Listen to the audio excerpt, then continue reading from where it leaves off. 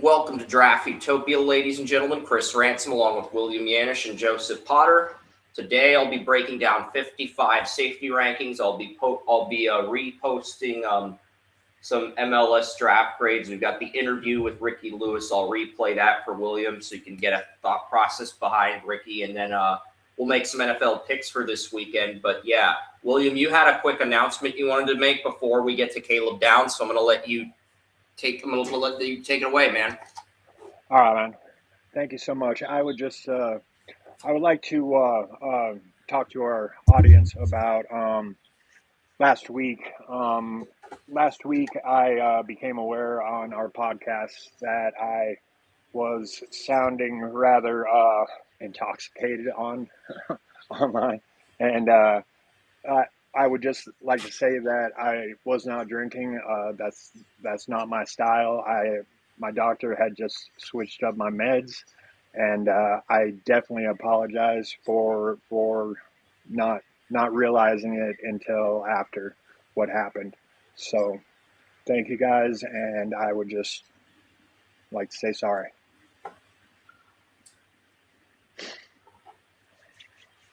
Let's get on with these safeties, man. I'm Yeah, excited. let's talk about Caleb Downs. He's the number one safety in this draft. First round grade, I've got him in my team. I'm just upset at William for trying to steal my shtick.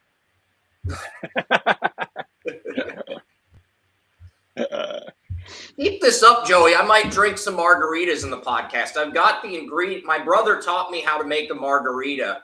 Oh, dude. I actually had to make one for him. So keep this shtick up, Joey. I might drink a margarita on the podcast today. I have the best recipe for margaritas in 3 states, man. I put myself through college bartending and bouncing at a bar. So I've got this margarita recipe, man, and let me tell you, it's a good one. So if y'all want to get online and get on here and, and start some drunken brawls. Yeah, but a safety that knows how to break up a drunken brawl is Caleb Downs. His man coverage, his zone coverage is superb. He can play outside linebacker, middle linebacker, nickel corner, strong safety, free safety. He's a plug and play Swiss Army knife. He's got the versatility of Andre Cisco, and he's got the coverage of I'm trying to think of an appropriate safety to compare Downs to in coverage.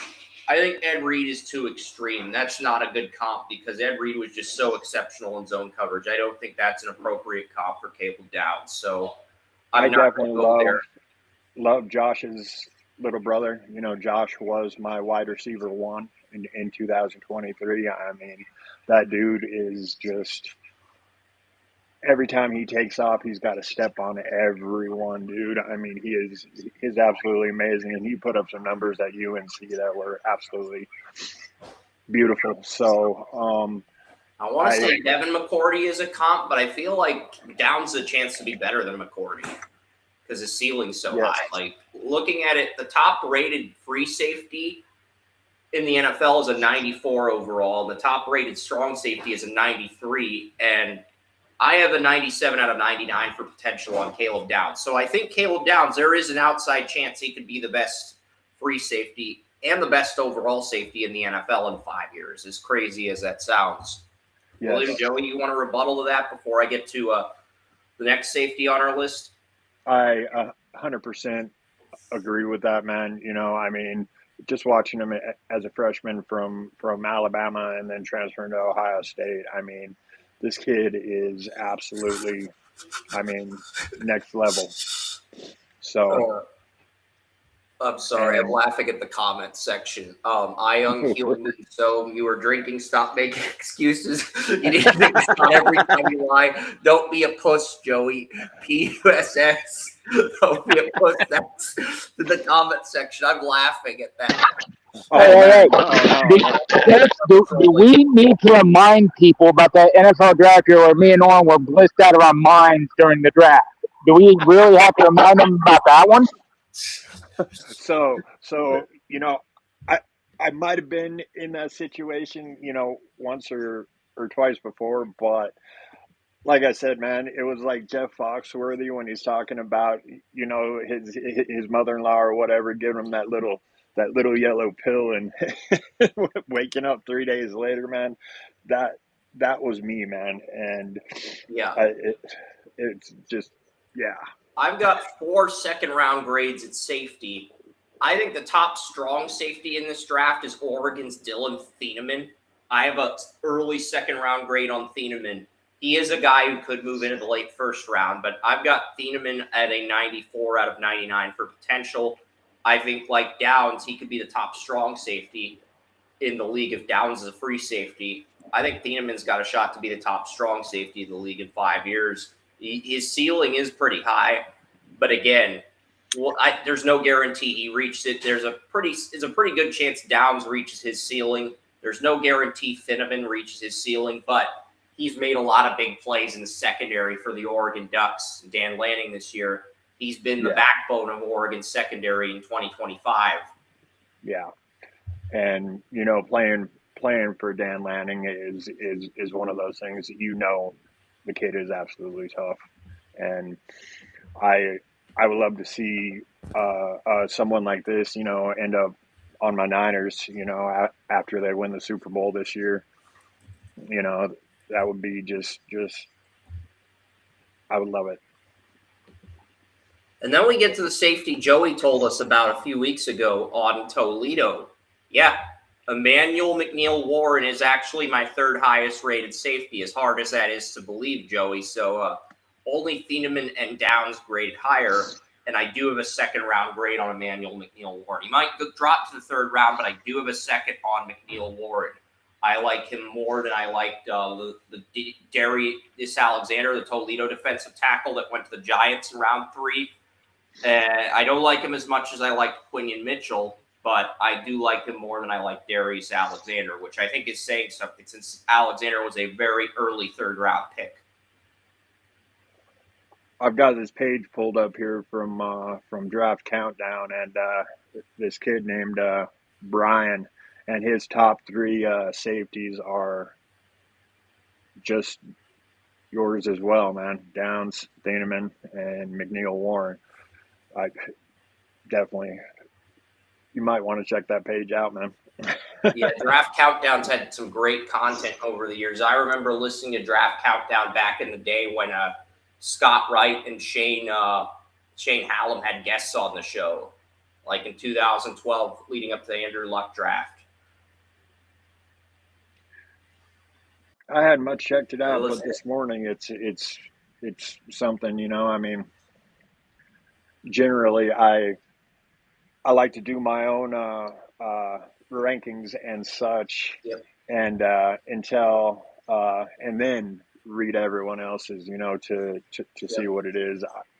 I don't want to get any bias built up, anything like that, you know. So, and the next safety on our list is another guy in the playoff besides Stidham. It's Bray Hubbard out of Alabama. Bray Hubbard, strong safety on Alabama. I think both Alabama safeties can play either safety role, but Bray Hubbard, I think, is the higher graded of the 2 safeties. And Hubbard is, you know, for me, Bray Hubbard is the top guy in this group. I'm just double checking my notes here. Bray Hubbard is Alabama's strong safety. Yeah, Bray Hubbard's a strong safety. Keon Sapp's the free safety.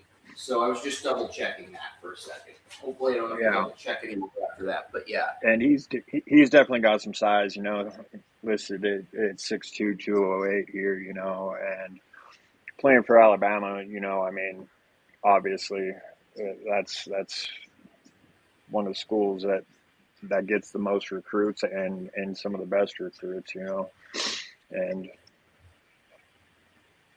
I like it. Yep. And the final round 2 safety that could end up falling to round 3, Michael Taffy out of Texas.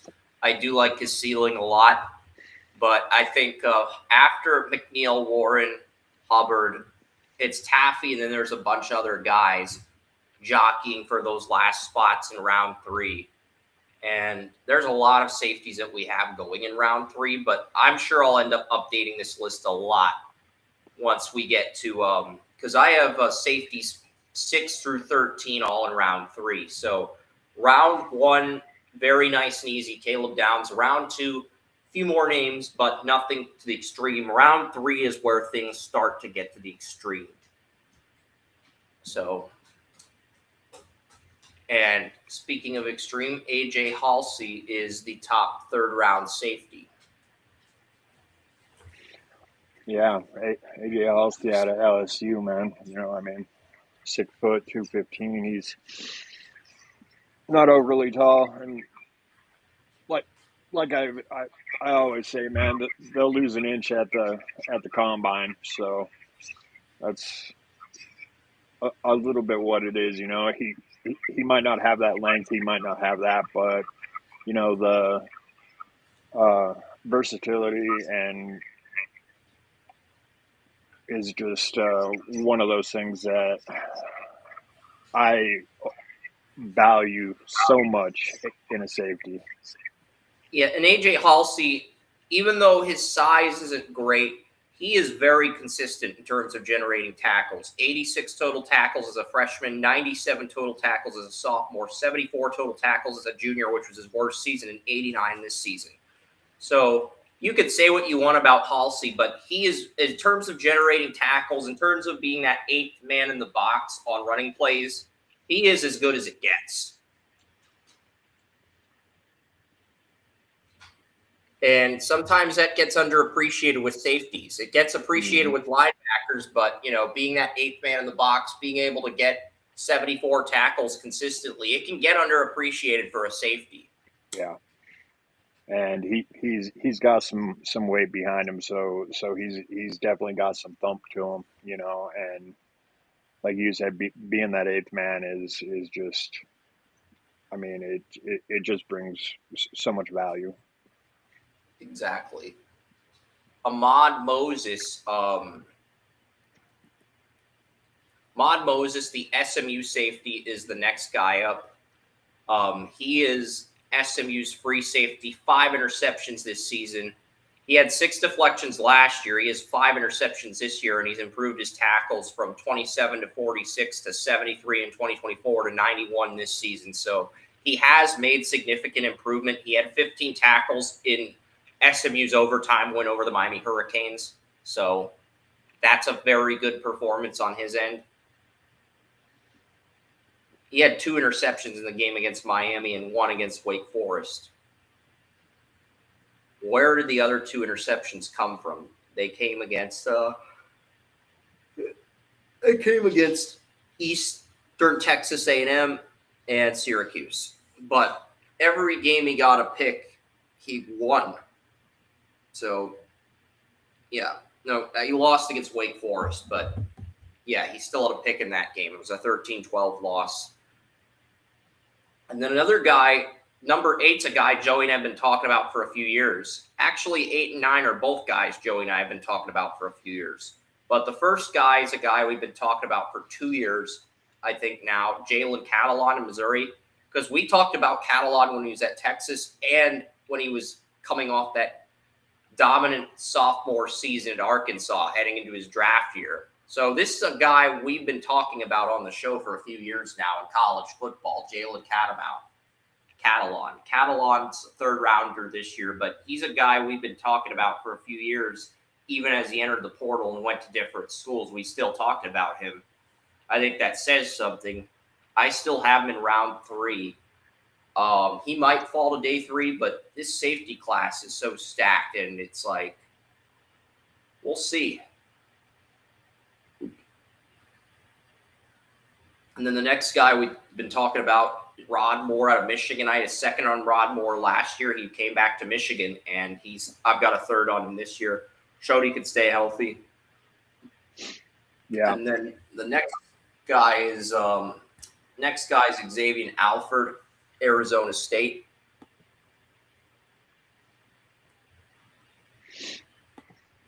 Xavier Alford, Arizona State's interesting because I think he has declared for the draft.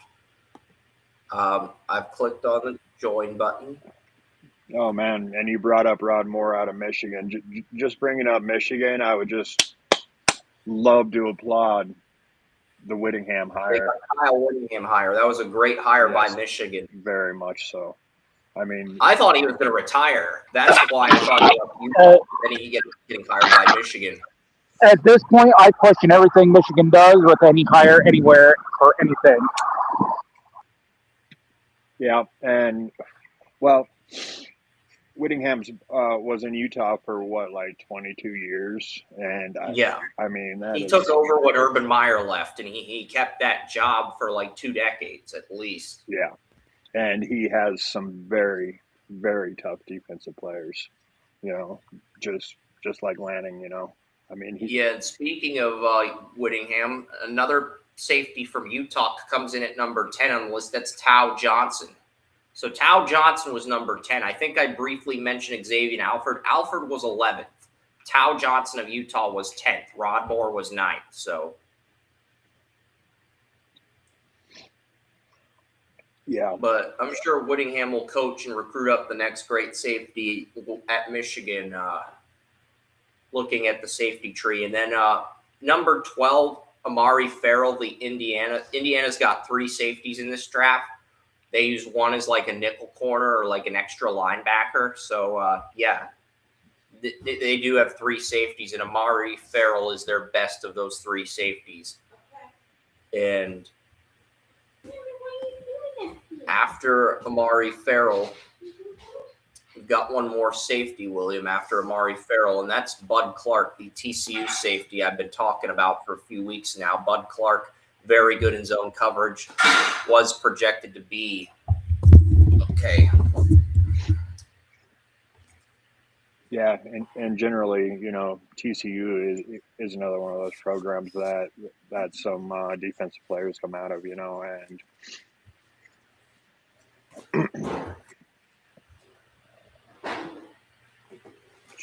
Yep. Let's see what are the other 2 safeties that Indiana has?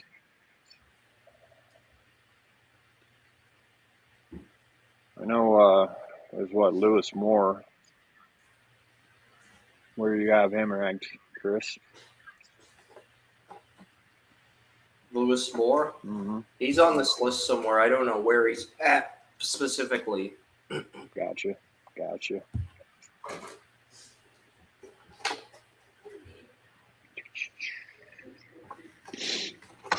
He might be a little bit undersized, you know, listed at 5'11", 200, and so. That's true. I don't think these headphones fit into my computer, but whatever.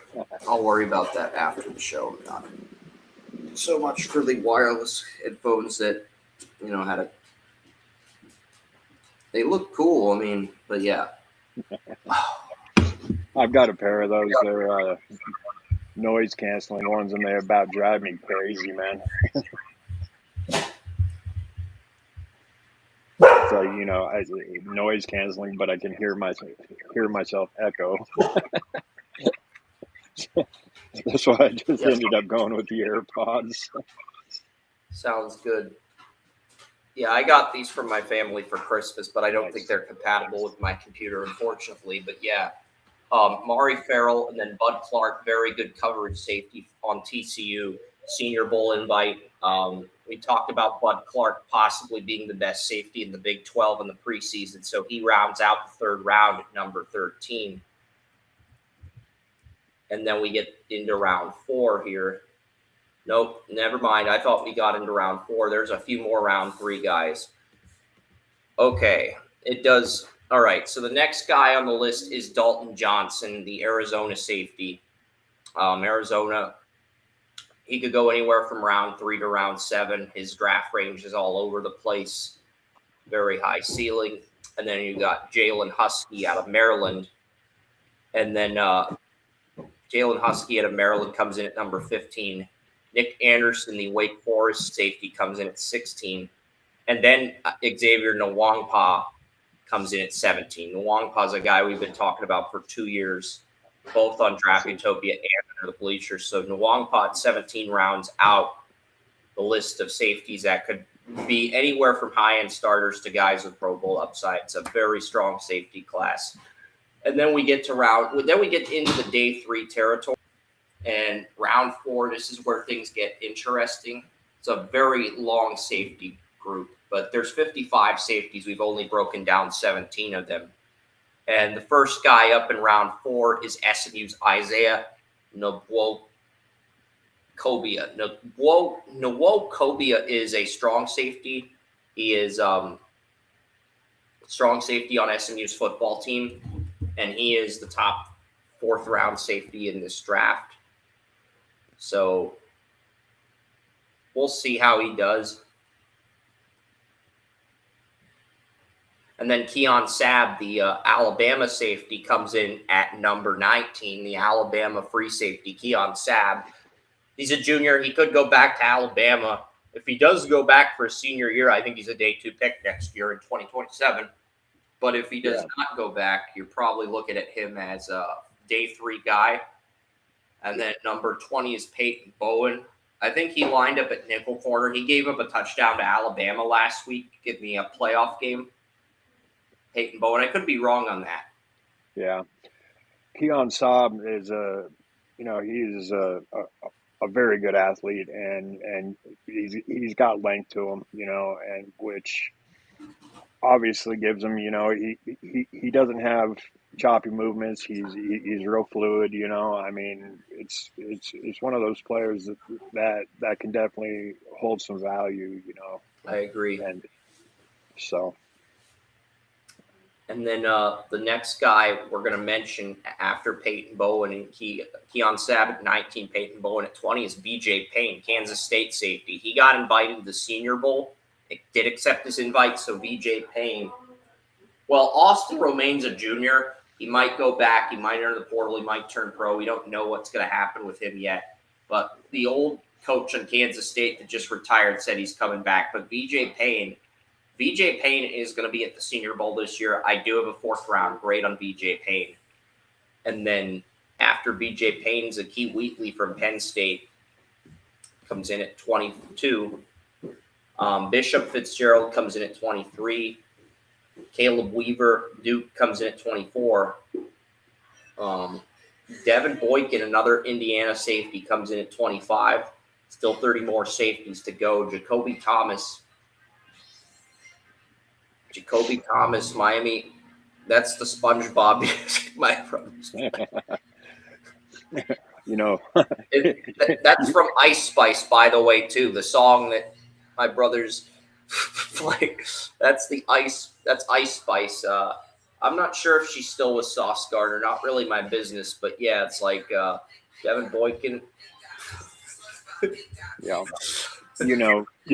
You mentioned Wheatley from Penn State, and he is another player that has that length, and he's definitely got some range to him, and that's another one. Penn State is known for their defense, their linebackers and safeties and such, I mean, it's just one of those things, but this is another kid that can definitely hold that value and come in and possibly end up, starting after a while, I mean. Yeah. So he's very versatile. Yep. I've added you to the stream, Joey. Don't worry. But yeah. Okay.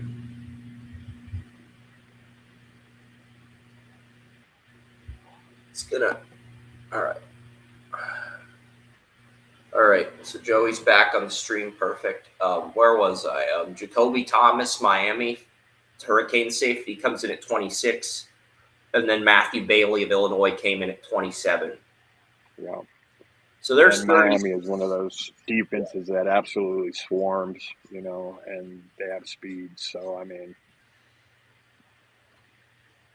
I've got Preston Zachman at 28, the Wisconsin safety.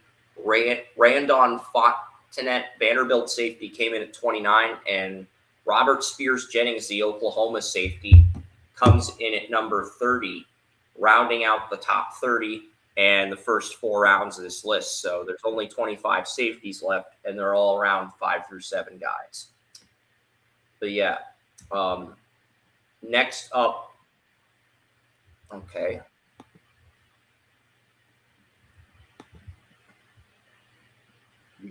Next up here at 31, we have Dalton Brooks, Texas A&M safety. And then Dalen Carnell, his Missouri safety. The other Missouri safety comes in at 32. Virginia safety Devin Neal comes in at 33. He's a strong safety on Virginia. And then Genesis Smith, the Arizona safety. I really like Genesis Smith. Came in at 35.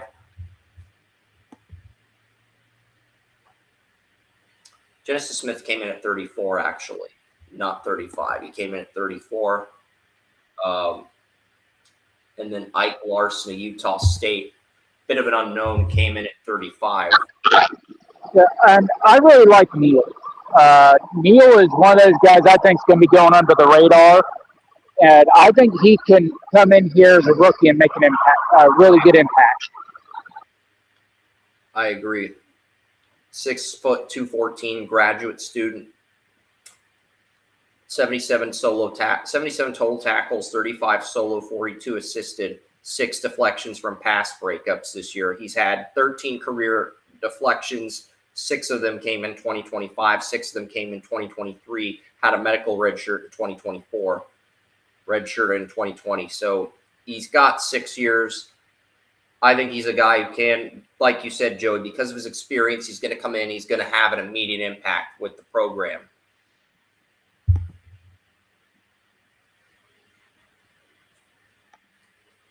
Yeah, we mentioned Ike Larson of Utah State. I'm going to get to Ike Larson.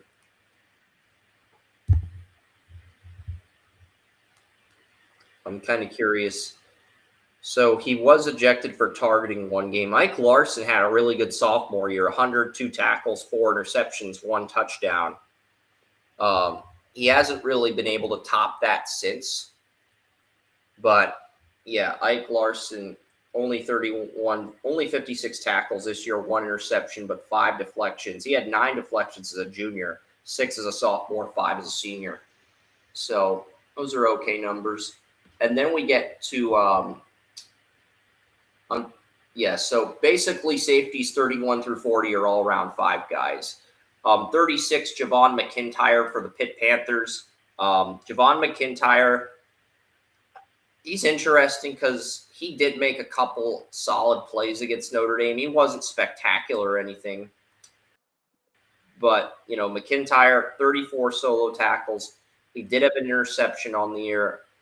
That came against Stanford the week after they lost to Notre Dame. But, yeah, McIntyre, 46 total tackles this year, 1 interception. He's had 7 deflections in 2023, but he hasn't come close since then. And then we're going to get to a Delaware player. Delaware's now in the FBS in football. So, yeah, they did make a bowl game.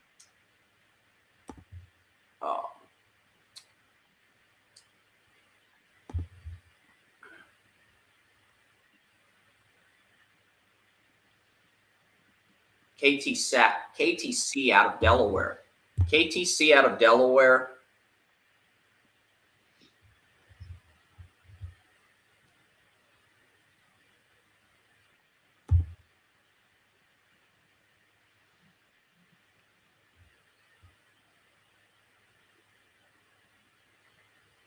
KTC out of Delaware.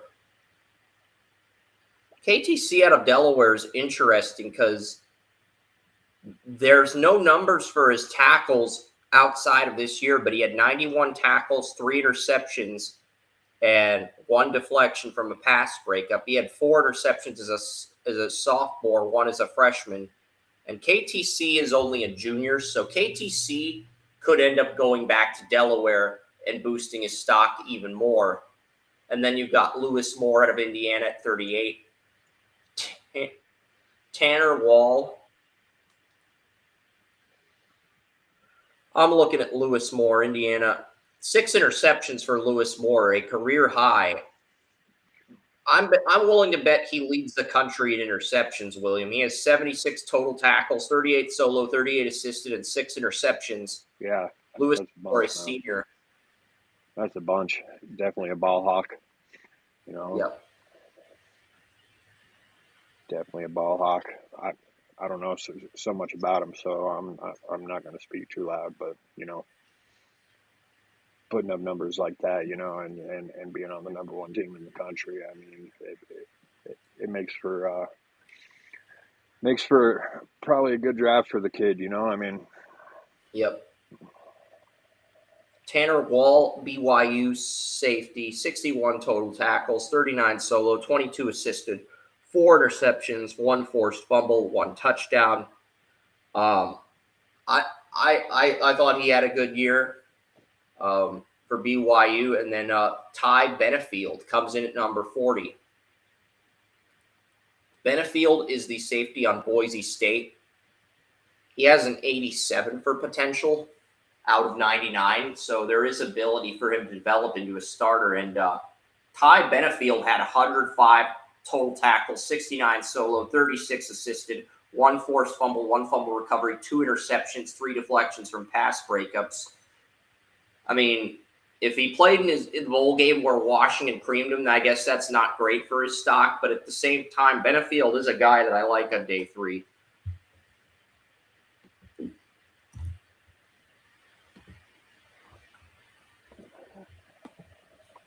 And then we get to the round 6 guys. How many of these? I'm looking here. So safeties 41 through 50 are all round 6 guys. Okay. So we got 10 more round 6 guys, 10 more round 5. After we got to 30, we had all the round 4 guys. So then it was 10 round 5 guys, 10 round 6 guys, 5 round 7 guys. Okay. All right. Man, it's a lot.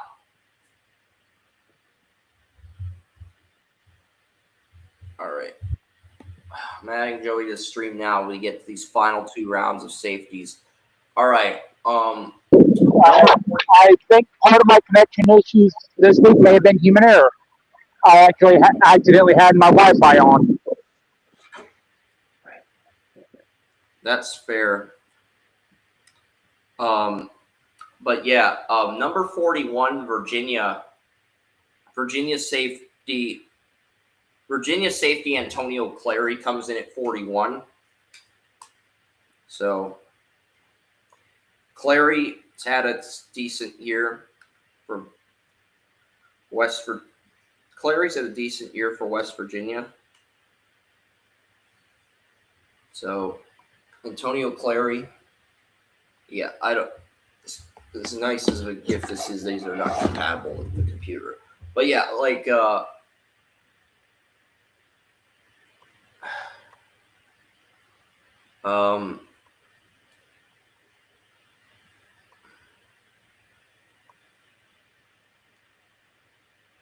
Antonio Clary's only had 20 tackles for Virginia this year.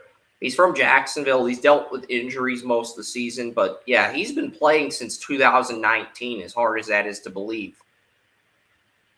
Yeah, there's a guy who's been on Virginia since 2019 in this draft. That's Antonio Clary. So I know Bud Clark was the 2020 recruiting class. So you know, we mentioned him earlier coming out of TCU, and definitely some players with some college experience there. Let me tell you. yeah, definitely. And then Rylan Green out of Liberty comes in at 42.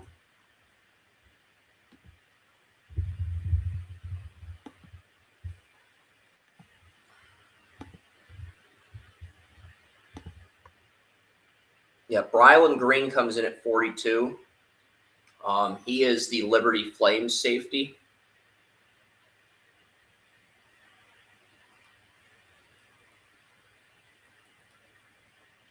Liberty Flames. Not too many players come out of Liberty.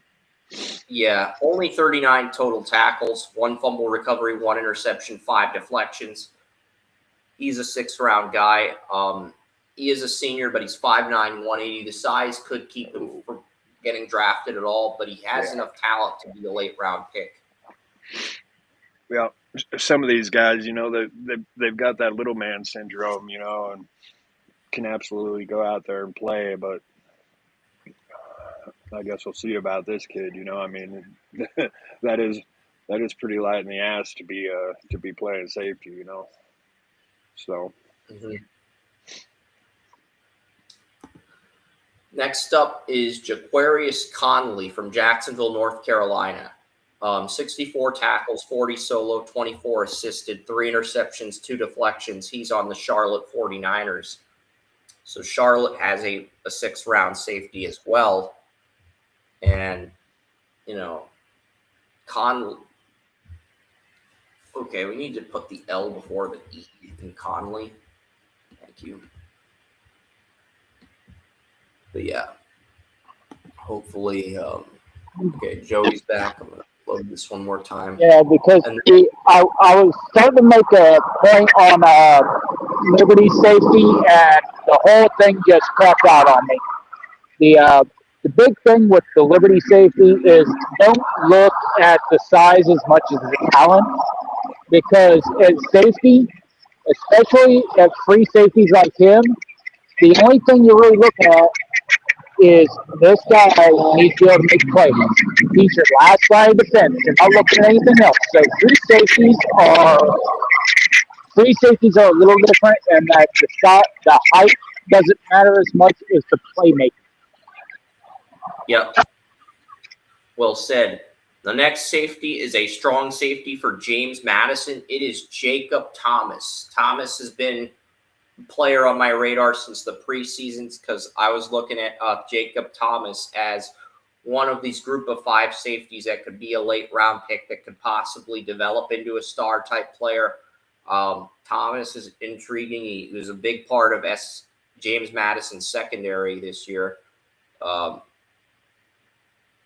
Got James Madison to the playoff, 71 tackles, had 73 tackles last year, 71 this year, 2 sacks, goes up from half a sack to 2 sacks, 1 forced fumble, had 3 interceptions and 3 deflections last year, 7 deflections and 2 picks this season. So, his production was great. He had all of his deflections came in 3 of his 7 deflections came in the last 4 games prior to the loss to Oregon. But yeah, I've got him in round 6, Jacob Thomas, and then Jet Elad from Rutgers. Jet Elad's interesting. Rutgers, they produced the McCourties. They produced a lot of good defensive backs over the years. 6 deflections in 2023, 6 in 2024. Only 1 this year, but 2 interceptions. 77 total tackles, 84 last year. And he is from, this says his birthplace is Mississauga. That's in Canada, I believe. It says AB, but I think Mississauga is in Ontario. I don't know why it says AB for, I don't think there's a Mississauga in Alberta. But I don't think there's a state with an AB abbreviation either. So he might be from Canada, Jet Elad, so that's interesting. Kamari Wilson, the Memphis strong safety that I've talked about when Memphis was in the top 12. He's been a former IMG Academy player, born in Fort Pierce, Florida, former IMG Academy player. 84 total tackles this year, 45 solo, 39 assisted, 1 sack, 2 forced fumbles, 1 fumble recovery, 2 interceptions, and 4 deflections for the Memphis strong safety. So Kamari Wilson's a guy that I think you can get in the late rounds and get really good value. Khalil Barnes, also really good value. I don't know why my dog's barking. I can't let you out of the cage. My brother and my mom went to the movies. And I'm doing a podcast, so I can't let you out, unfortunately. What kind of dog do you have, man? Black Lab. Oh, nice. It's the dog's birthday today too, so Oh yeah. that's understandable. But KP Price, Boston College junior, might go back, but KP Price had 93 total tackles, 65 solo, 28 assisted, fumble recovery, 2 interceptions. Very good junior year, by the way. If he declared, I think he would get picked even as a late round pick. But if he comes back, you are looking at KP Price possibly being a day 2 pick next year, maybe a 4th or 5th round pick instead of a day 2 pick. But yeah. And then Miles Rouser from Arizona State.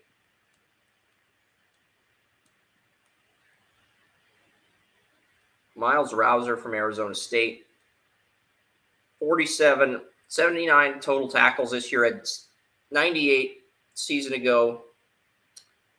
And then the last guy on this group, Wyatt Williams Jr., Ole Miss safety. He is a senior, had 100 tackles in 2024, 3 interceptions, 60 tackles, 3 interceptions this year. So Wyatt Williams, one of the more consistent safeties. And yeah, so that's safety number 50. I'm surprised we've knocked this out in an hour or two. Last 5 safety. Start with DQ Smith of South Carolina. DQ Smith, good late round safety in round 7. And South Carolina's DQ Smith, he's a senior this year, 64 tackles, 1 interception, 1 deflection. And then Jaron Manning out of Mississippi State is the next guy on the list at 52.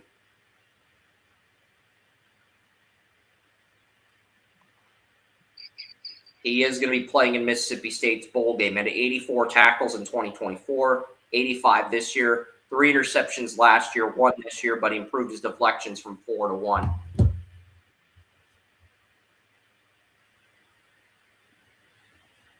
All right. I'm trying to add Joey, but he's exiting out before I can even click the button. It's like Technical I can't even click the difficulties. I've had that problem once or twice. All right. Next up at 53, Jordan Castell. Jordan Castell, one of the last 3 safeties on this list for the Florida Gators. This says it's Castell, not Castile, Castell. Jordan Castell, Florida Gators, 6'2", 213. He's only a junior, so he could come back for a senior year. And if he does, because he had 9 deflections last year, he has 0 this year, but he has 2 interceptions to make up for it. So Castell could come back, 6'2", 213. If he comes back, he's going to go higher than where he's projected. So he might go back. And then Miles Scott of Illinois, it comes in at 54. Miles Scott, his tackles, he had 63 as a freshman, 55 in 2024, 59 this year, 3 interceptions, 4 deflections. And then Peter Manuma out of Hawaii rounds out this list. And speaking of Hawaii, they have the number 1 kicker in our kicker rankings next week. But Peter Manuma had 7 deflections for the Hawaii Warriors, 80 tackles, 88 as a sophomore, 70 as a freshman, only 43 as a junior, but 80 this year. And outside of those years, he's been pretty healthy, pretty consistent. So, yeah, that's it for the safety rankings. Anything you guys want to add?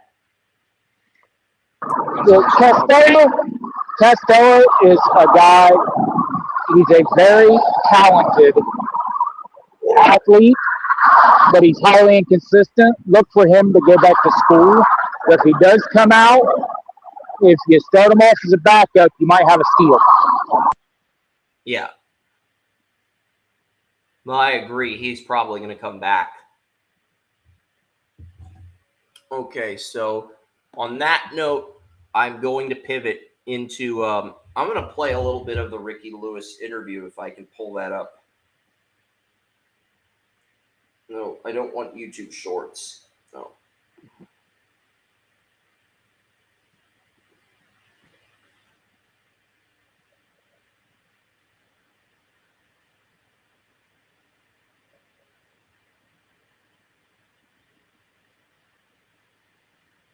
We'll play the Ricky Lewis interview.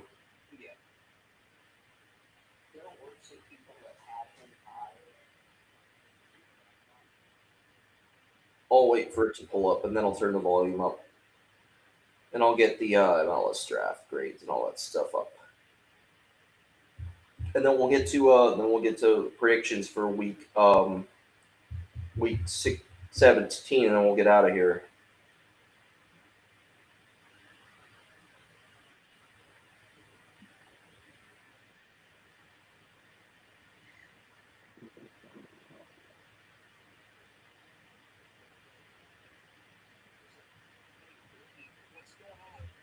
Hey, I'm good. How are you guys? What's going on, Ricky? Nothing much. How are you? Can you guys hear me? This is Ricky Lewis, number 2 pick in the MLS draft, by the Thank way. you. Nice. The interview you're hearing. You can hear me, right? Yes, sir.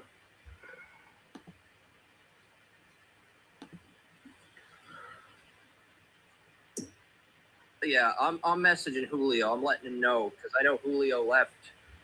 Because he thought no one was going to show up, so I'm letting him know, seeing if he wants to come back. Yeah, I literally just got home. I was gonna do it at my high school, but I can understand why that would be seen not necessarily in the best light. But Ricky, I know you played in the USL. mm-hmm. Yeah. How does it feel? I mean, FC Dallas Dallas just in general is a great city. I mean, are you excited about visiting the city? A lot of history. Yeah, I mean, I've never really been in Texas, so this is something new. It's obviously God's plan. I obviously never expected to, when I saw my name.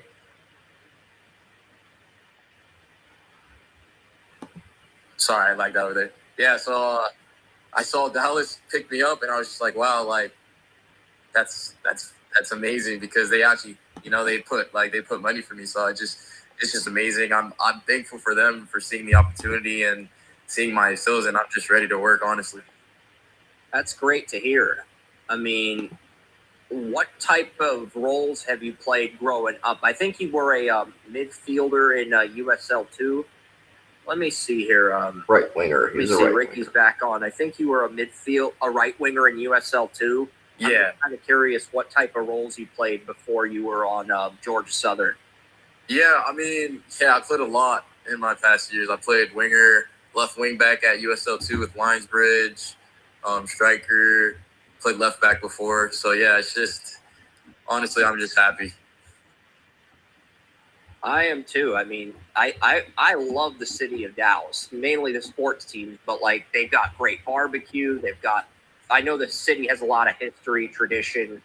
I think there's square dancing's popular. I know there's a lot of business people in Dallas. There's the SMU campus, but I was born in Florida. Okay, I was born in Coral Springs. That's where I grew up. So, I mean, isn't that where you played high school before you went to Georgia Southern? I lived in Fort Myers, Florida, and I played with Fort Myers. So yeah, that's where I came from. Okay.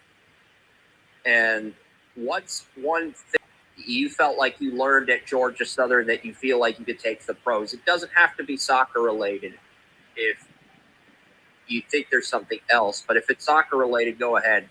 Yeah, I think I have both. I think soccer related just shows anywhere could make something happen. Like no one, when I came to Georgia Southern, no one knew it. Even myself, when I came there, I never heard of Statesboro in my life.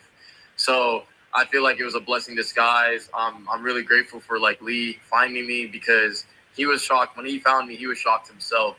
He was wondering how this kid didn't get found by not the big schools, and we got a luck. So honestly, I'm just have faith, just trust in the system, trust the process, and just see where it happens. Because if I was talking to myself 3 years ago, I would never think I would ever come out of getting a GA contract or get signed in Georgia Southern ever. So I'm really blessed in disguise. And then just learn. And then outside of soccer, I learned how to just be outside my comfort zone, just being home, far away from home, meeting new people, being in a small city. But I know Dallas is a big city, so I know I'm gonna have to be improved in that. But just being in a small city, meeting new people, it taught me a lot. So I feel like it taught me how to be a man and how to understand more of the outcome. And yeah, I'm just excited for how the real world's gonna treat me. Hey, Julio, what's going on? This is Ricky Lewis of Georgia Southern. What's up, Ricky? How are you, man? Congrats I'm on, good. How are you? Thank you. How are you feeling right now? Just I don't know if Chris asked you, just give me your thoughts over just when you heard your name. This interview is 9 minutes longer. If you want to stop and react to it and just a lot of emotions. Like, me to move when I forward heard, with some other like, stuff, I let me started hearing know. Atlanta first, and then I was just like, I broke down. I hugged my mom. Because I was really excited. the remaining Just, 9 like, a minutes is flashback of mainly everything I Julio worked for, asking questions. Everything I dreamed and prayed for it happened. Then, like, I wanted to wait for you guys to, like, announce it, and then I heard FC Dallas, and then I was like, wait, what? And then I heard FC Dallas paid a lot to come get me, so it was just amazing. I was excited. Yeah, and how much they paid him? FC Dallas gave Atlanta $400,000 allocation money to move up from 12 to 2. So that's equivalent to what Dave Tepper gave up to move up from 20 to 1 a few years ago. But yeah, that was the Ricky Lewis interview. You can go to the MLS SuperDraft live stream to play the duration of it on YouTube. But what are your thoughts on that? You know, I mean, he sounds like a great kid, you know, and is real level headed, you know. I mean, and ending up with any team in Dallas, like you were saying, man. I mean, Dallas Fort Worth is one of the largest places in the country, you know, large market places, and no, he just sounds really great, and that, you know, he really learns well, and is you know, not doesn't sound complacent by any means. So Yeah, he talked about working hard and doing the right things. Kind of reminded me of Peyton Manning's interview at his pro day. But, you know, Ricky Lewis, I think he's going to have a great career. I'll pull up the MLS draft results. I'm just going to briefly catch William up on what we went over in round one. I'm not going to go in depth because I'm just getting what happened last week. And then Ricky Lewis went second, and then Nicholas Simmons went third. Junior Diop ended up turning down in the MLS. Well, they ended up turning him down, and then he went to Germany. And then Colorado had a good first round, as you can see. Mitchell Baker, a guy you picked in the simulator. Atlanta got Enzo Davlo at 12, and Ricky talked about Davlo being one of the standouts from the MLS College Showcase. So Atlanta getting Davlo, and they ended up getting Davlo, and they ended up getting they got Davlo, and they got $400K in allocation money. That's not a loss by any stretch of the imagination. That's a great return. And for anyone wondering why we still have this 2021 MLS Cup champs, Fanatics has not posted a banner ad for soccer. Like, soccer is just that unpopular in terms of viewership compared to the other four major sports that Fanatics has not posted a new banner ad in 4 years. Herseg went to Dallas too. So Dallas ended up getting Herseg. They ended up getting Nicholas Simmons, and they ended up getting Ricky Lewis with their 3 first-round picks. Ramsey went to Vancouver. Thomas Hutt, a guy that wasn't really on my radar initially, ends up going to the Red Bulls at 21. So Jalen Mitchell went to Minnesota. Ransford Yin. William was concerned about his size because he was like 5'3", 190. It was 5'3", 141. Yeah, he ended up falling all the way to the Eastern Conference finalists at 27. So, yeah, we'll see what happens with him. And then Lou Walla fell to San Diego. Daniel Lugo went to High Point, and then Miami got Talabi at 30. Talabi there were people on our MLS draft stream that described him as a tank. So if you're a defensive player and teammates, fans are calling you a tank, that is a good thing. That is a good thing. Very much indeed. I'm reading a post in the comments section that said, your mock draft sucks because you only mentioned one Virginia player. Well, when I look at dominant players in college soccer, I'm looking at a few things. Did the player get 10 goals? Did the player get 10 assists? Did the player get 10 shutouts or help the goalie get 10 shutouts? If you don't check off any of those boxes, you're not versatile, or you don't interview exceptionally well like Ricky Lewis did, you're probably not a dominant player. And Simmons was really the only dominant player Virginia had in this draft. So you can call my mock draft trash. That's fine. I'm not going to argue with you. But you also have to look at the big picture and ask yourself, outside of Simmons, the ACC Freshman of the Year who had 10 goals, how many other dominant players were on Virginia's soccer team? Get back to me on that. And if you find more than one, then we can have a conversation about this. But, is what it is. And this will be round 2. Round 3 will be next week, by the way. Emo Jong I had in the 3rd round. He went at 31. Keenan Hott was a guy I had that some had in the 1st round. Inter Miami got him at 32. So they get him as a backup for depth. Trey Wright I had going in round 3. Saddam Mazurka went to Sporting Kansas City. Palmer Banks, a guy I've been talking about for 2 years on this podcast. I had him graded higher than his older brother, who was drafted in the 3rd round. I think it was Walker Bank, but Palmer Banks, a guy that I've been high on. So I'm very happy the LA Galaxy ended up landing him. So, I think Palmer Bank, he'll probably sign with the Galaxy. And then Jackson Gilman out of Pittsburgh. Gilman's interesting because Gilman was a 3-year captain on the Pitt Panthers. When he was a true freshman, he was on that Pitt team that made the Final Four with Valentin Noel, with Burton Jackason, with Jackson Walty, a lot of the guys that won the championship with the Riverhounds. Noel won the MLS Next Cup as a rookie. So, he was on that team as a freshman, a starter, and then he was a 3-year captain. So Gilman's 3 biggest strengths are versatility, leadership, and stamina. Oh, and Jay Heaps, the GM, is a former left back himself. Also, Walker Zimmerman, Team USA center back, signed a deal with Toronto in free agency. So I think Gilman's going into a really good situation where he can be mentored by Zimmerman. He can be mentored by a former left back and GM and Jay Heaps. I just think it's a really good fit for Gilman.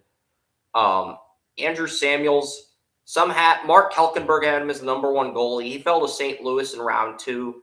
Schneider Mimi went to New England. Caleb Tomey. Edward Niss is a guy that I had at 18 on my big board. He fell to FC Dallas at 40. And yes, we put this year's FC Dallas draft in a poll question with the Mavericks, the Stars, Mavericks 2018 Stars, 2017 and 91 Dallas Cowboys. FC Dallas finished 2nd in that poll, as hard as that is to believe, William. But they had a fantastic draft. They did. They legitimately got a lot of key talent.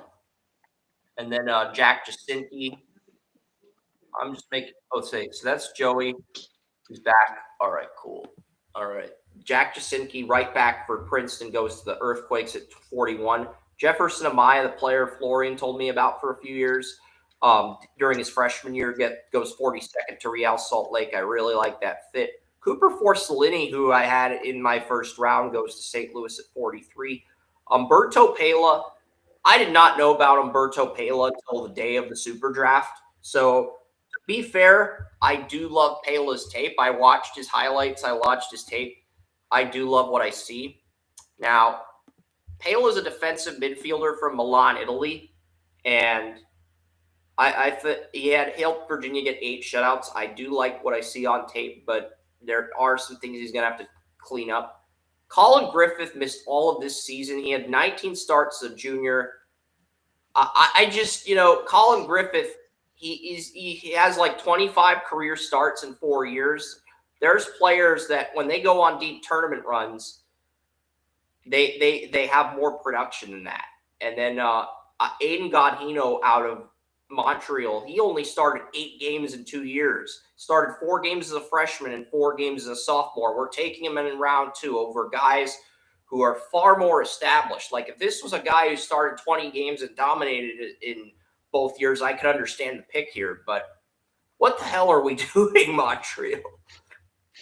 Like, what the hell are we doing? The only reason I didn't give this an F grade is because Georgetown won back-to-back Big East titles. But it's like, guys, come on. What the hell are we doing? Dobrajevic, 24 points, 8 goals, 12 assists. Nicholas Sorensen, a player that I was very high on a few years ago. Very dominant as a freshman, but he regressed quite a bit as a sophomore. Does have a high ceiling, but super raw. Probably going to need a 3rd season at Pitt, possibly a 4th season. And that's the thing with these, that there's a reason why you're seeing a lot of sophomores go in round 2 of the MLS draft now, Joey and William. And that's mainly because if a team doesn't want to sign a college soccer player, they could draft the player, let him go back to college, stash him, and develop them. Columbus went for a defensive midfielder on UCLA. But Tarun Karumanchi has huge shoes to fill. Darlington Nagbe was one of 10 players to win an MLS Cup. And even if this defensive midfielder makes the league, they're not going to have the same leadership, culture, changing ability, and impact that Nagbe had. Nagbe won 4 MLS Cups, 1 with Portland, 1 with Atlanta, 2 with the Columbus Crew. And the main reason why a big reason why Jimmy Haslam has 2 championships as an owner. So that's going to be a very hard player for Columbus to replace with Nagbe. Max Miller, the Kentucky right back, goes to Nashville. Joe Dale, central midfielder, goes to the Sounders at 51. Luke Adams is interesting. Luke Adams, he grew up in McKinney, Texas, went from 0 shutouts as a freshman redshirt to 5 as a sophomore on a team with a losing record. So there is some things to like about Luke Adams. I would have given this a C or C plus if he had gone to any other team, but man, the Tulsa center back gets stuck with Dave Tepper. So he gets to micromanage Adams if he signs a contract after college. Hormazi, Princeton, Mamadi Gianna, striker on Bryant, 7 goals, 4 assists, 18 points, helped them record 10 shutouts. Very good defensively. Could argue his defense is better than his offense. Ayub Lajar, the Connecticut left back, goes to Cincinnati. Asher Hestad, the right back for Washington, ends up going to the Rapids. That could end up being a good pick. Kevin Pierre, the teammate of Ricky Lewis, went to New York at 57. And Pierre played all 3 different midfield positions. Attacking midfielder, then he played the defensive midfielder and the Lander Bearcats in Division II. Then he played at the 8 at central midfielder. So Remy Agubiad out of Akron goes to San Diego. Yidr Zulaga, Seattle U. And then Alex Barger is a left back, and he is Miami. They got a left back from Tottenham, but they don't have any depth behind him, and he's going to return to Indiana for 1 more season. I'll get to the round 3 grades next week after we get because next week we're going to have the kicker and punter rankings, and we might do both in one show because there's only 5 kickers.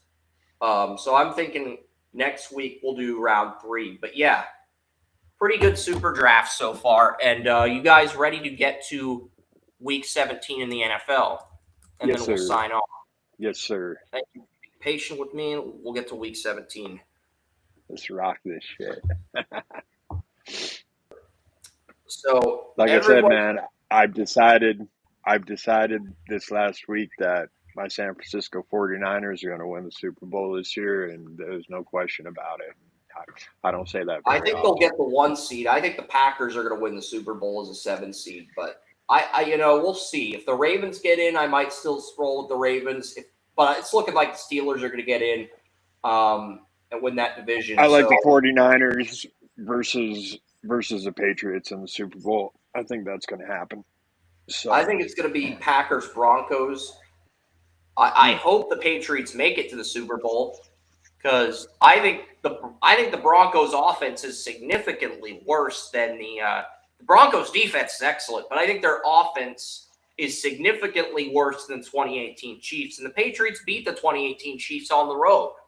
So yeah, telling our audience about this, Chris and I have been going rounds about Bo Nix and the Denver Broncos, and they do have one hell of a defense, and all Bo Nix does, he has outdone Jaden Daniels in numbers the last 3 years and has gotten absolutely no credit for it. Year, but I think that was due to Jaden being injured. I think Jaden had more total yards. Bo Nix may have had more passing. I'm not sure what the exact numbers are. But I know Jaden Daniels was featured like on the site 2 or 3 times last year as a rookie. And was only featured once as player of the game in week 1 this year before the first injury he had against the Packers. And then he had multiple injuries like the game after he returned. Yeah. And Bo Nix, I mean, obviously I have stated that he doesn't have a trait that Drake May doesn't have better. But, I mean, here's the thing, though. If Bo Nix gets the Broncos a Super Bowl this year, he's going to get a second contract, even if this is his peak. Even if this is his peak, he's going to get a second contract. But if he doesn't perform well during that second contract, then you are looking at a Jared Goff situation with the Broncos potentially down the road. And I've heard, analysts just lay into Bo Nix and, going on what was that winning streak, 9, 10, or 11 games, something like that. I mean, if you put Bo Nix in an offense that has a tight end, and Denver's got 2 tight ends. They've got Troutman and they've got Ingram. They've got 2 quality tight ends, William. But go ahead. Oh, I definitely like Adam Troutman. But, and I mean, whatever's going to happen with Ingram, and it's one of those things. I did not like the RJ Harvey pick, I mean, I feel that there were so many running backs in this last draft that they could have done so much better. Well, RJ Harvey did win player of the game once this season. So, and I still think he could get better. It's his acceleration, I mean, he is a 4.3 running back, but he doesn't have so many gears, it takes him a minute to get up to that. And it was obvious because, as soon as they draft him and as soon as mini camp is over, they were signing J.K. Dobbins and there was another running back, but, he did have 100 yards against the Raiders, but yeah, the Raiders are just awful right now. I don't think that's much of a testament. What's interesting is Daniel Keiser took Packers, Cowboys, and Bengals as underdogs on Christmas. It worked like gangbusters. So he did the same thing here this year. He took the Commanders to beat the Cowboys, he took the Vikings to beat the Lions, and he took the Chiefs to beat the Broncos. So there were no locks among the Christmas games, guys. So he did get one of the upsets. I had the Broncos blowing out the Chiefs 35-0. That did not happen. The Chiefs did cover the 12.5-point spread. Mm-hmm. So, and now we're on today's games, Texans, Chargers. I took the Texans. I'll be honest. I took the Texans. Texans are the only team outside of Seattle that's had both their corners win player of the game. Their left tackle's been good this year. Woody Marks, Jaden Higgins. The rookie class for the Texans has been better than I thought it would be. And they traded out of the first round. So I like the Chargers, but they have too many injuries at offensive tackle, and the Texans' defense has just been magnificent. So I am taking the Texans for that reason. Now, if if you remember last year, William, the Chargers did play the Patriots in this early game last year on NFL Network, and Ladd McConkey popped in that game. If McConkey does pop today, Chargers can win this, but I've got the Texans winning 21-19, but it's a split decision. It's 5-4 split decision. Kerm took the Texans, Joey took the Texans, West took the Texans, Daniel Keyser took the Texans, Tracy, Tony Mario, Orrin, and William took Chargers. So if Ladd McConkey pops today like he did against the Patriots on Christmas weekend, yeah, then in that scenario, the Chargers can win. I just think the Chargers, their offensive line's not going to give Herbert enough time, and this Texans defense has just been fantastic. So I got the Texans winning a close game, 21-19. Yes, and I think the Chargers are just going to be too much. In 2023, CJ Stroud was my QB1, but I still wasn't overly impressed with who he was. I had a pro comparison of Jared Goff, and just I feel that, like I said, San Diego is a good team, and they have a good quarterback, very underrated quarterback in Justin Herbert. He set records his rookie year, and now they have added, Amarian Hampton and Rondé Gadsden, and Gadsden was one of those tight ends that I was absolutely talking up like none other. Watching him at Syracuse with Kyle McCord was something, special, and it has absolutely not surprised me.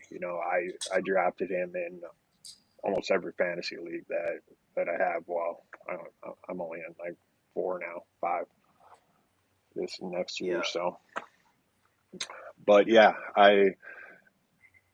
this is definitely a close game. Jim Harbaugh it's going to be ball control offense. Yeah, and there's definitely greater urgency for the Chargers to win, because if the Chargers win, that means next week's Chargers-Broncos games for the division in Denver. So, whereas if the Texans win, I think the Broncos would clinch the AFC West. So, yeah. But both teams, I don't know if Texans, both teams need to win today to avoid being eliminated from the division race. Whoever loses this game, basically the Jaguars or the Broncos, whoever is going to clinch the division tonight. One of them is going to clinch the division tonight. So, and it's going to depend on who loses this game. Yeah. And I imagine it probably will be the Broncos. They have just shown too much this year, and they just have that, suffocating defense. The Chargers did not have so many injuries on the offensive line. I'd probably pick them to beat Denver in Denver. Because I think Bo Nix, even at his best, he's the third best QB in the division behind Mahomes and Herbert. But Mahomes is injured. Herbert, it's a window of opportunity for Bo Nix to show something. Yeah. Next, Jim Harbaugh he's going to build his team to absolutely be that team to beat the Broncos or whoever else in the division. I dare say. I think Jim Harbaugh is definitely going to get a Super Bowl in the future. They've drafted really well in 24 and 25. And by the time Super Bowl 62 arrives, you're going to have everyone from the 24 draft on the final year of their rookie deals, and you're going to have a lot of guys from the 25 draft in year 3 of their rookie deals. So if you have another strong draft or two, you're going to have a lot of guys in rookie deals, a lot of key pieces. Next up, we've got Ravens-Packers. Next up with Ravens-Packers. Ravens-Packers is interesting because Lamar Jackson's expected to be out. Jordan Love's also expected to be out. Love's the only guy who's been ruled out. I'm taking the Packers by 8, 24-16. Why does it say I'm picking the Ravens? I'm picking the Packers. What the hell? Hey, man, you've done that to me before. William's the only one taking the Ravens. I think Orrin picked the Ravens. I picked the Packers. I think Orrin picked the Ravens. And I typed my thing in relief of Orrin. I'm double checking right now. Yes, Orrin took the Ravens. So I typed Orrin's prediction in my column by accident. That's actually pretty funny. Hey, I think you might have done that to me once before. All right. Okay, so William and Joey are tied. They are tied in the standings. I have not tallied the results. I think Joey and William all agreed on the winners. Yeah, Joey and William both went 2 for 3. They both had the same teams winning on Christmas, but they disagreed on both the Saturday games. Joey had the Texans, William had the Chargers. Joey's got the Packers, William's got the Ravens. But this is a tough game to pick. I will say this. I don't think Kevin Stefanski is going to be the only coach fired at the end of the year in the AFC North. The other one, I think. Talk about the Ravens Packers first. It's going to be Harbaugh. Chris, can you just let me talk and stop interrupting me? I haven't been able to talk this entire podcast because of these different things. Can you let me make a point? Can we stay on topic? Can you make It points? is on topic, but you're making assumptions again. Stop it. I'm not making assumptions. We're talking about Ravens Packers. And what do you think I was getting to? You didn't listen. So have fun with the rest of the podcast.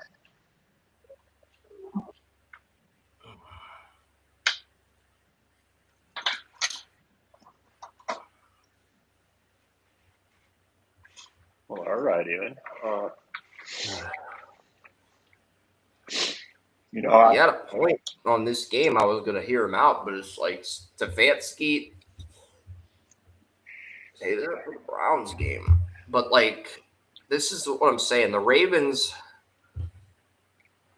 Yeah, and supposedly there's rumors about Lamar Jackson, being on the trade block. I heard that. Yeah, the trade block and just being on the rocks, and they're talking about his work ethic and stuff. I have no idea, and I mean, being injured and maybe having a down year, maybe it's just one of those things for Lamar that, he has some things going on, and maybe they do need a coaching change, like Joey was talking. I mean, maybe they do. Harbaugh, they might need a coaching change. I do think it's time to move on from Harbaugh, but it's because you've got a top 3 quarterback in the league now, and you still haven't been able to get over the hump, and this was probably your best chance to do that. Yeah. So, and they've had Mark Andrews injured like none other, and everything else, and he's Mark Andrews is probably out in Baltimore this year. I think he might be a free agent, actually. So I do think the Packers are going to win this game. And let's see.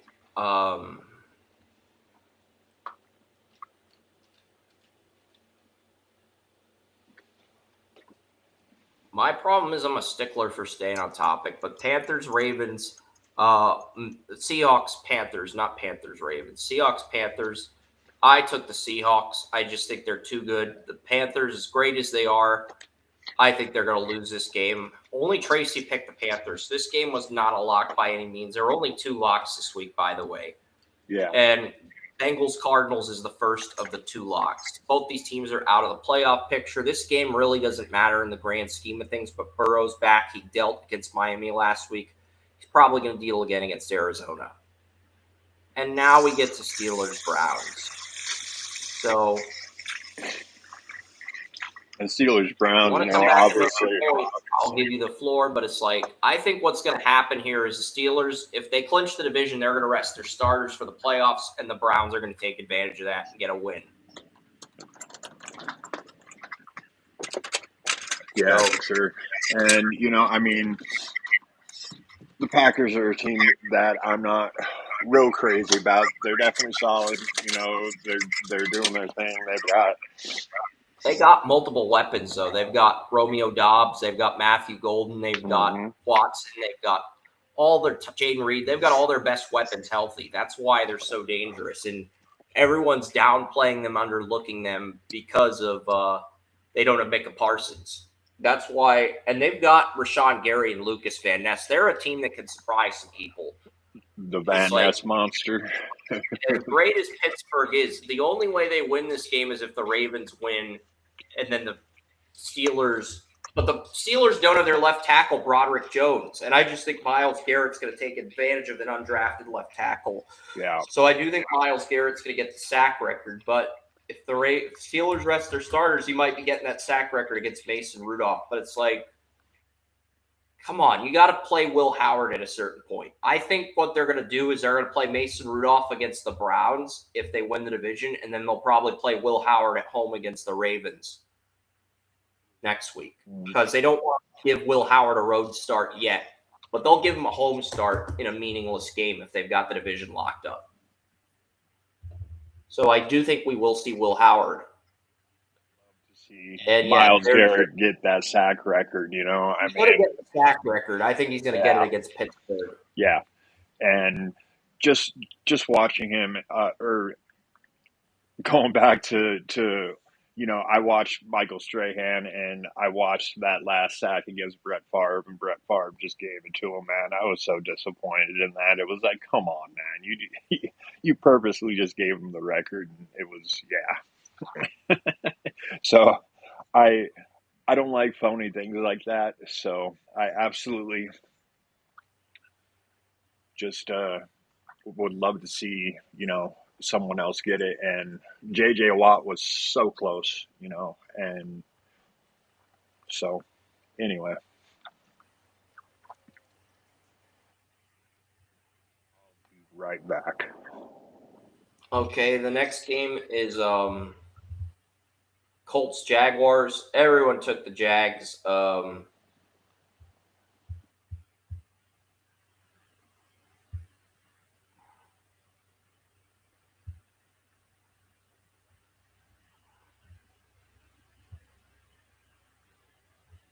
William took the Colts. I'll let him make his case for the Colts when he gets back.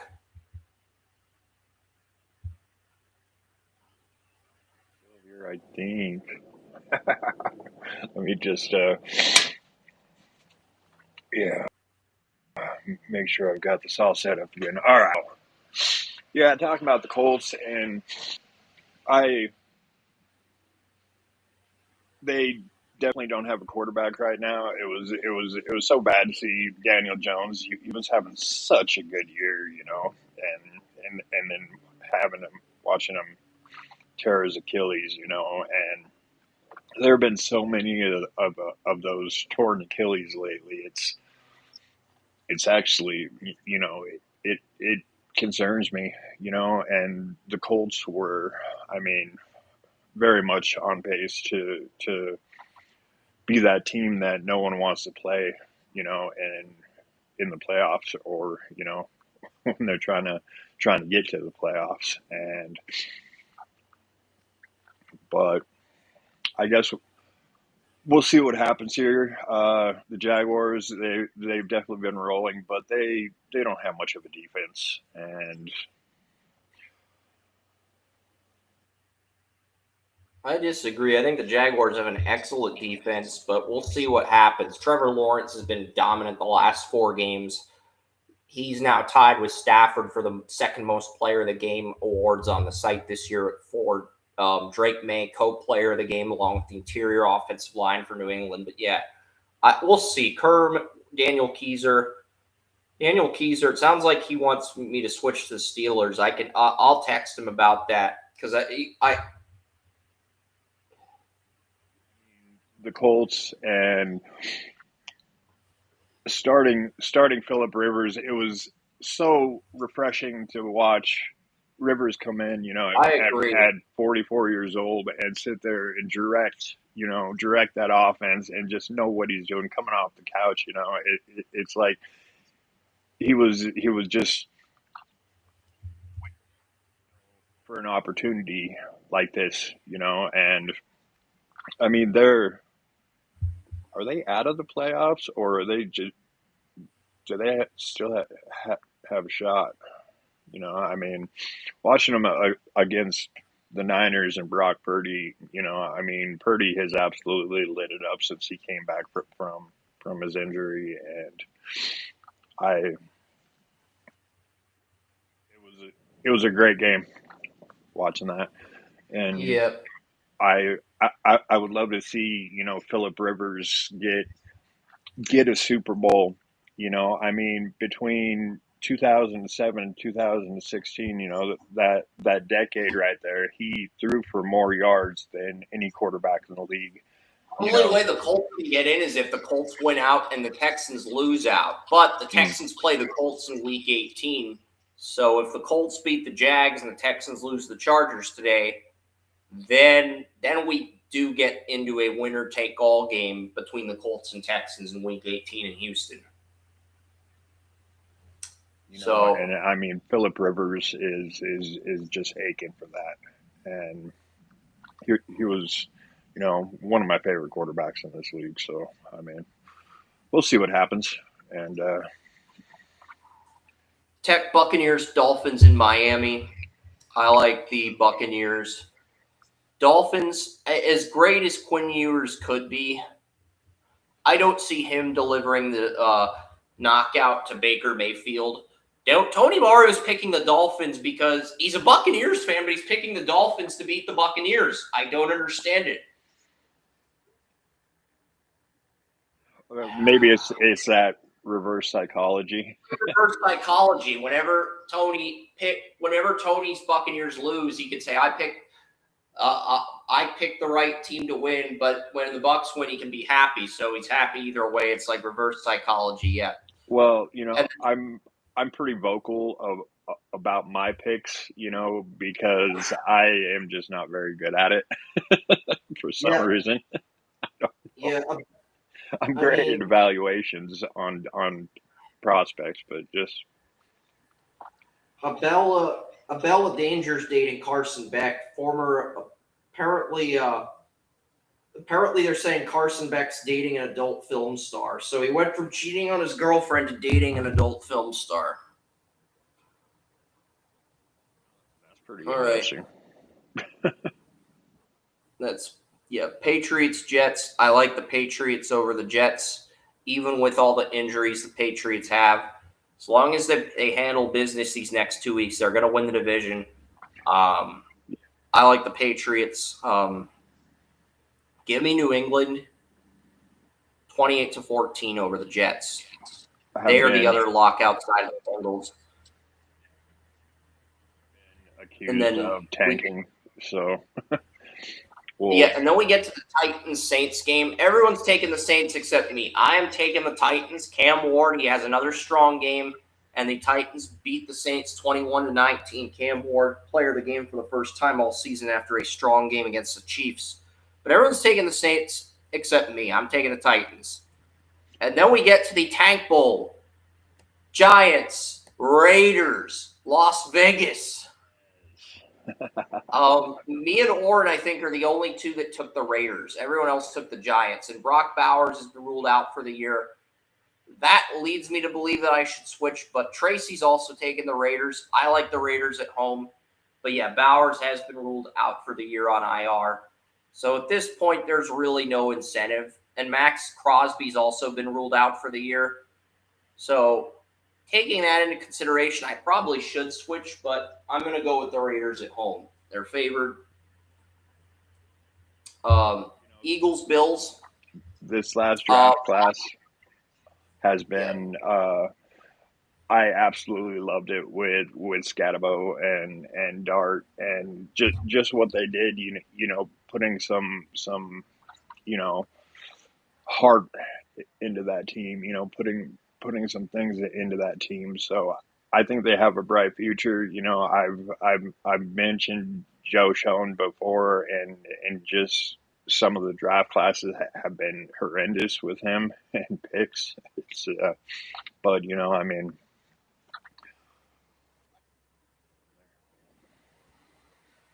Yep. And then next up, we've got the Eagles and the Bills in Buffalo. I'm going to take the Bills. There are some people on the staff who like the Eagles. I'm going to take the Bills 23-20. Kerr and Tony Mariano are taking the Eagles. Ron Torbert is officiating this game. If Andrew were still here, he'd be making Ron Torbert jokes in the podcast. But yeah, I like the Bills. And then the Bears play the 49ers. I took San Francisco to win. Only reason Josh Allen's on the cover is because I refused to put an athlete on the cover 2 weeks in a row, and we're probably going to put Brock Purdy on the cover next week if Seattle and San Francisco are playing for the division. Just saying, because that's going to be a primetime game. Now, if Broncos and Chargers both win, I'm guessing that's a Saturday night game. That's probably how they'll do it. They'll make the Seattle, or maybe they'll make Seattle San Francisco the Saturday game and Denver LA Chargers the Sunday night game. I don't know, but 49ers Bears. I like the 49ers 24-23.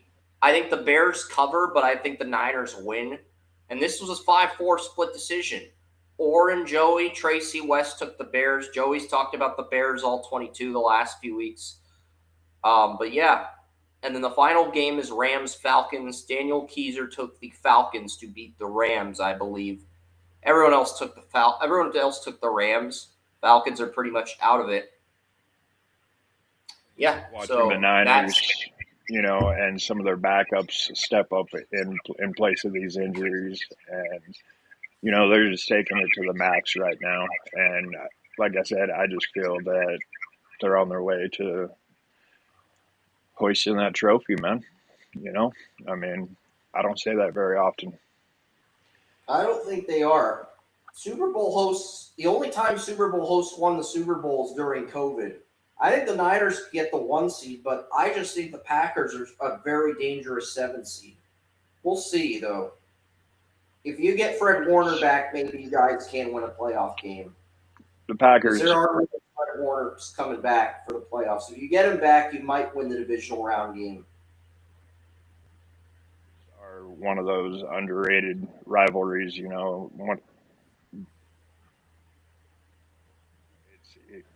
It's like the Niners and Dallas, I mean, it's going to be right now for Super Bowl 54 in Nashville. I have the Patriots beating the Niners. That's your Super Bowl for 60 this year, though. That's ironic. That's very ironic. But yeah. We'll see. I'm not sure where that came from, man, but it's just a feeling I have, and I've learned so much the last few years, being on all these podcasts and that when I have a feeling, be vocal about it, say it, don't let it pass. So. Yep. To watch that. Bowl is today. The Pop-Tarts Bowl that's going to be fun. Pop-Tarts Bowl. Pop-Tarts Bowl is going to be today. That's going to be fun.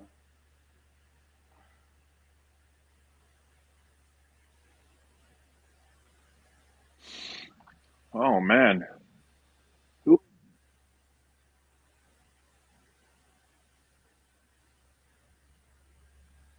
mean, like you were saying, he's pretty much looking like a bust now, and I wasn't crazy about him, with all the injuries. He was playing some really good football, coming out of Washington, but I didn't feel he was worth a first round pick. I still,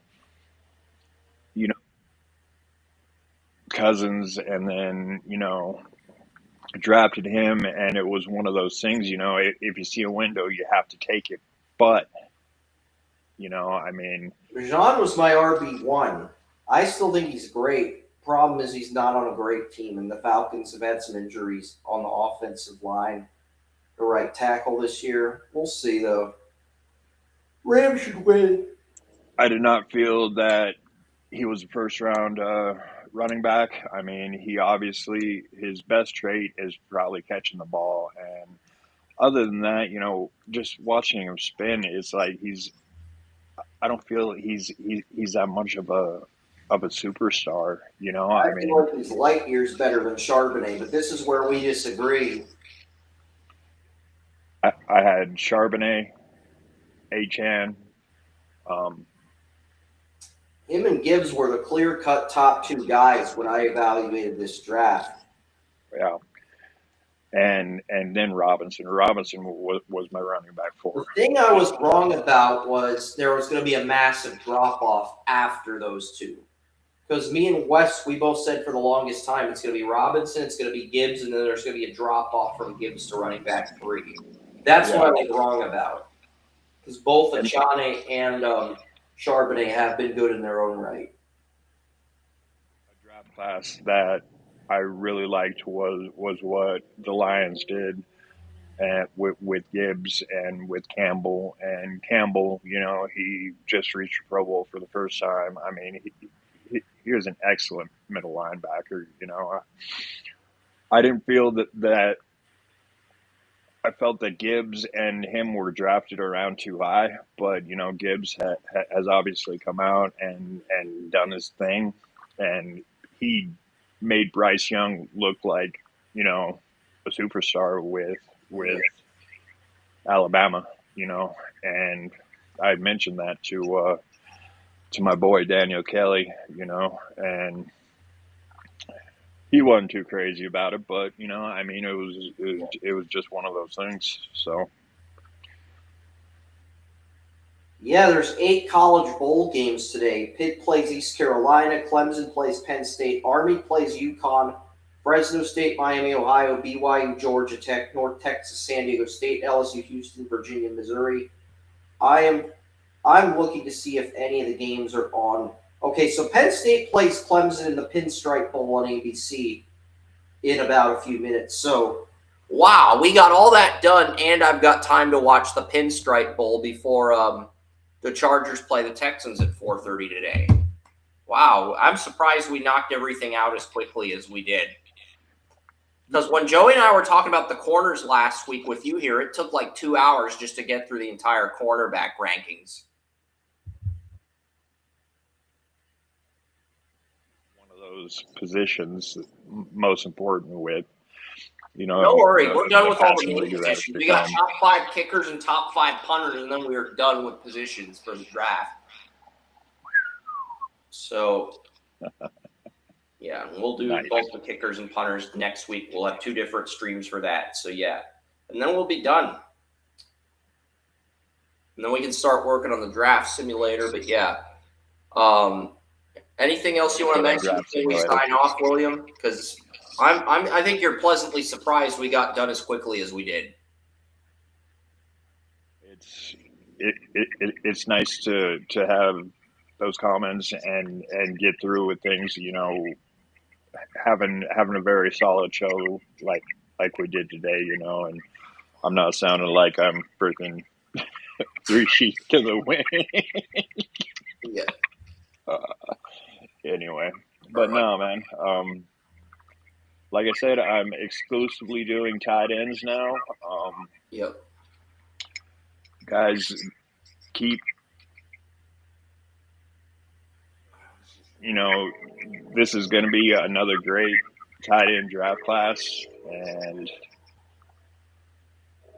it's. So. Yeah, LSU plays Houston tonight. If Kozoil's playing, I bet Kozoil's not playing in that game, but if he is, that might be the game to keep an eye on. Virginia plays Missouri tonight at INBC. The CW, are we seriously giving the CW network the Arizona Bowl's been renamed the Snoop Dogg Arizona Bowl. Snoop Dogg now has his own bowl game, and it's on the CW. Come on. This is great. And Kozoil, man. I mean, there is such a wide range of opinions on this kid. And Georgia Tech's playing BYU in the Pop-Tarts Bowl at 3. So I get the Pop-Tarts Bowl on ABC. So, yeah, that's going to be fun. All right, so that we're going to get ready for bowl season. We'll have the show up on social media in about 5 minutes. But yeah, we'll get first show of the year. We finished before noon, and it's the last show of the 2025 calendar year. So yeah, we'll be back next week. Break down punters and kickers. 2 different streams for that. We'll see that. So on. For watching. Keep in tune with Under the Bleachers. We'll have some things coming up with some prospects and everything else before the draft. I mean, this is a time of the year that I absolutely love. Getting these prospects done and those things because I love watching football evolve. It's always been my sport, and that's it, man. I mean, we're gonna have a great season, and I appreciate everything you've done, Chris, and I appreciate everyone that's been watching.